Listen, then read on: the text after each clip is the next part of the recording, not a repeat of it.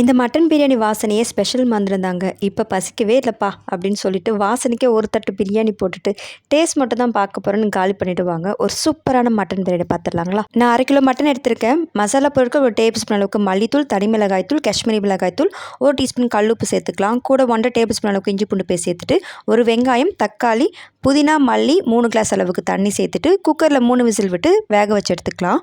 இப்போ பிரியாணி பாத்திரம்ல எண்ணெய், நெய், மசாலா வகைகள், 3 பெரிய வெங்காயம், 3 பச்சை மிளகாய், இது கூட 2 டேபிள் ஸ்பூன் அளவுக்கு இஞ்சி பூண்டு பேஸ்ட், ஒரு கைப்பிடி அளவுக்கு புதினா, மல்லி, 2 தக்காளி, 1/4 கப் அளவுக்கு தயிர் சேர்த்துட்டு நல்லா வதக்கிட்டு காரத்துக்கு 1 டேபிள் ஸ்பூன் அளவுக்கு மல்லித்தூள், காஷ்மீரி மிளகாய்த்தூள், பிரியாணி மசாலா, கல்லுப்பு, தனி மிளகாய்த்தூள் சேர்த்து நல்லா வதக்கிட்டு எண்ணெய் பிரிஞ்சதும் வேக வச்சிருந்த மட்டன் சேர்த்துக்கலாம். 1/2 மணி நேரம் ஊற வச்சிருந்த பாஸ்மதி ரைஸ் இது கூட சேர்த்துட்டு 2 கப் அளவுக்கு மட்டன் வேக வச்சு தண்ணி சேர்த்து ஒரு 2 நிமிஷம் ஹை ஃப்ளேமில் கொதிச்சதும் லெமன் ஜூஸ் சேர்த்துட்டு வாழையில போட்டு 10 நிமிஷம் மூடி போட்டு தம் போட்டுருங்க. அவ்வளோதாங்க, ஒரு சூப்பரான மட்டன் பிரியாணி. நம்ம சேனலுக்கு சப்ஸ்கிரைப் அண்ட் ஃபாலோ பண்ணிக்கோங்க.